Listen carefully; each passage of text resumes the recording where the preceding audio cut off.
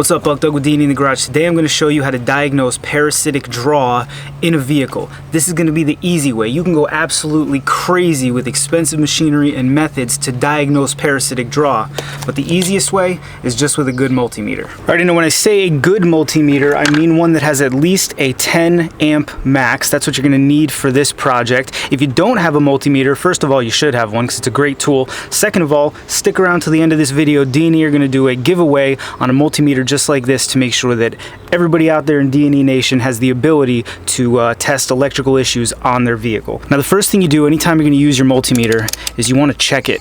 Check the leads. I have misdiagnosed many things for want of properly working leads. Set it to ohms, hit them together, you should have no resistance. Anything above 1 and you certainly have problems with your leads, so check them first. The next thing you're going to have to do is set up your multimeter to test 10 amps. On most multimeters, if you're going to test the maximum amps, you have to move your lead over to a special circuit. This is to protect the multimeter. Then you're going to head over to your battery. Now, obviously, the very first thing you're going to do before you perform this test is make sure you have a healthy battery, because there's no point in diagnosing other issues if you're not starting with a healthy battery. So you take your multimeter, you got your ports set where they ought to be, set to a 20 volt max, and we're looking for about 12.72. Perfect. So we know we are good to test for parasitic draw on this battery. Now, at this point, it's important to mention that you need to wait until your vehicle has gone to sleep. And what that means is there's a certain amount of current draw in any given vehicle that exists when the vehicle's shut down, whether it's lights that stay on for a while or computer systems that continue running. On an older Jeep like this, I just have to wait for all the lights to go out, the dome lights inside. On an even older vehicle, you may not even have to wait for that. On a lot of newer vehicles, there are all types of computer systems that run after you turn the vehicle off, and some super modern cars are not fully asleep for about 45 minutes after you turn the vehicle off. So make sure you're aware of how old the vehicle is. This is going to make your life a lot easier if you're trying to test for parasitic draw and there are necessary systems still running. You're not really doing very much. To test for parasitic draw, we're always going to use the negative terminal. In theory, you can use the positive terminal, but it's far more dangerous. What you're essentially doing is putting your multimeter in series with your battery. If you have it on the negative and you accidentally touch your body, you're just grounding out negative to negative. If you have it on the positive and you touch the body, you're grounding out positive to negative. You could blow your multimeter or damage circuits in your Jeep. So you're going to remove your negative terminal, set it aside. Then we're going to set up our multimeter for the maximum amps, in this case 10. Some multimeters go to 20. It's not bad if you have it, but if you don't, 10 will work. Now, the important thing to remember when you're testing for high amps, 10 in this case, you don't want to hardwire these leads to your connections. If you were to have a 10 amp draw, you only have about, it says here, 10 seconds before you start burning up your leads. So what we're going to do is take our positive and kind of wedge it down in there so we know we have a good connection. I think we can wedge it over here. Get a nice strong connection there. Once we have that securely in there, we are ready to run the test. But first, we have to make sure there's nothing on in the Jeep. No lights, no doors open, the radio's not on, the key's not in the ignition, absolutely nothing that's going to draw power. You want to pay special attention to the outlets. If you have like a phone charger in there, even if it's not on, it could potentially be drawing power, so go ahead and pull that out. Something to remember, if you have a WJ, make sure you disconnect this light right here. Many times I've tried to diagnose parasitic draw and I forgot to unplug this light, and that light will pull about 1.2 amps and seriously throw you off. So at this point, we take our other lead, we touch it there, and we're pulling let's see, looks like about 26 milliamps, 25 milliamps, which is totally within spec. The gold standard for parasitic draw, or the cutoff point, is about 50 milliamps. If you have under 50 milliamps, it's considered to be a normal amount of draw. That's how much draw it takes to keep the clock memory going, some other memory systems inside the vehicle. We're at 26, 25, which I have found is normal for WJs, the ZJs I've worked on. My XJ was the same. Anything above 50 milliamps and you're running the risk of your battery going dead, either overnight or over a couple days, and that would mean you do have a parasitic draw situation. So let's plug this light back in here and pretend that we did not know that was there. We go to run our test and we see we're pulling 1.24 amps. All right, now we need to figure out where that amp draw is coming from. To diagnose that draw, we're going to come over to our fuse box, put our voltmeter someplace we can read it, our multimeter, and we're going to connect our lead. so that we can see what our current draw is. I'm going to get right back down to our 1.24 whatever, and we're going to start systematically pulling fuses. Pull a fuse, check the meter. If the draw goes down significantly, you know that you found your circuit where there's a problem. Now I know that this draw is from that light up there and the fuse for this light is not here, so we're obviously not going to find it here. But what you would do is work through this whole fuse box, then you're going to go inside the Jeep and work through the fuse box in there. Now at this point you obviously either need a friend or a second pair of hands.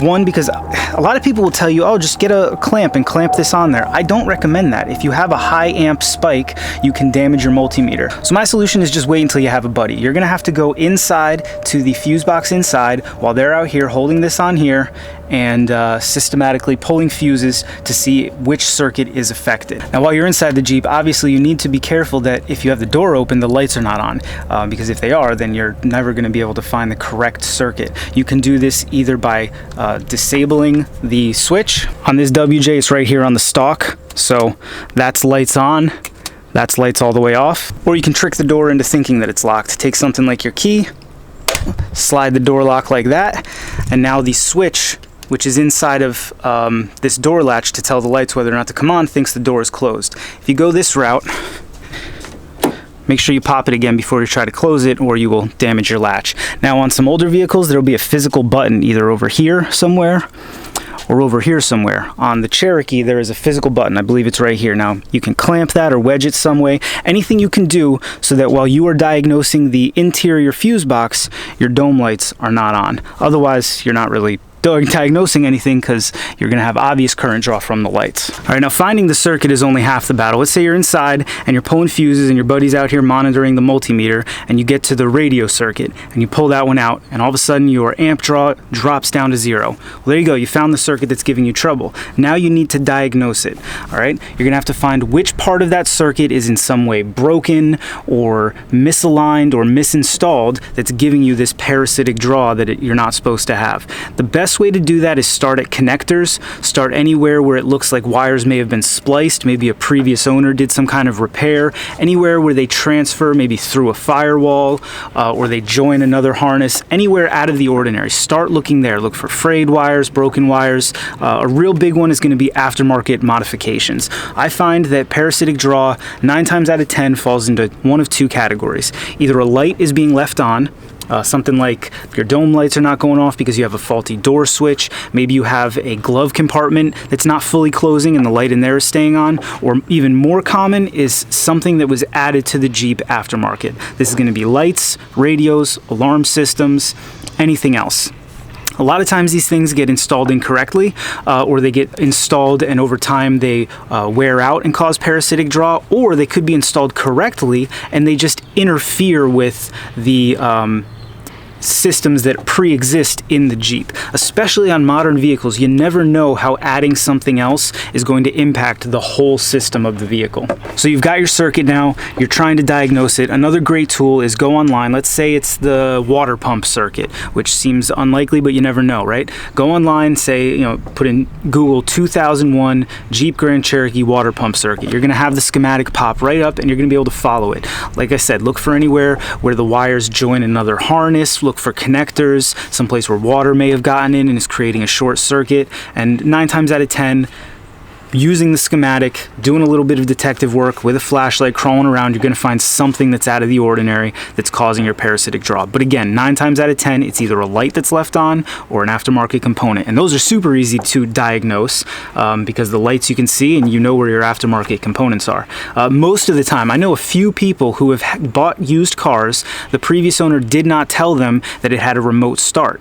So they never knew. They were driving around for years, didn't know they had a remote start. At some point, they get a parasitic draw situation. They're trying to diagnose it. They take it to a mechanic, and he says, oh, well, the remote start you installed crapped out. And they said, I didn't know I had a remote start. So look around the car. Look for things like hidden remote start, maybe old amp wires that they just left the wires hanging there, anything like that. If you have any questions on the process of diagnosing parasitic draw or finding it in your specific vehicle, by all means, leave us a comment down there in the squawk boxes. You can also reach out on Facebook, Instagram. We answer questions all the time on there. You can reach out in email at dndeoffroad@gmail.com. We get a ton of questions there. We do our best to answer them, if not daily, every other day. okay? Additionally, now we did a poll earlier this week, and we asked you guys what kind of minor issues drive you the most crazy on your vehicles, and the overwhelming majority was electrical issues. Those nagging phantom electrical gremlins that roam through your Jeep and cause things to sometimes work, sometimes not work. And that's kind of why we made this video, because parasitic draw is a big one that'll drive people crazy. Some people chase it for years and never figure it out.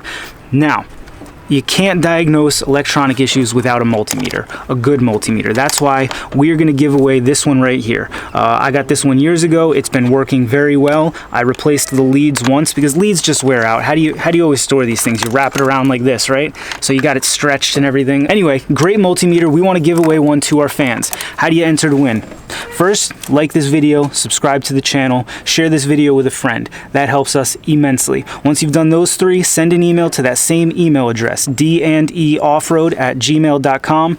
In the subject line, simply put multimeter giveaway in the body. Let us know your name. Mid-August, we're going to round up all the entrants. We're going to put the names in a hat, and we're going to, in a channel update video, we're going to pick a literal name out of a hat to decide who gets the free multimeter from D&E so that you guys can diagnose your parasitic draw. Like I said, any questions, by all means, reach out either in the comments or any of our various social media outlets. As always, thanks for watching. See you next time.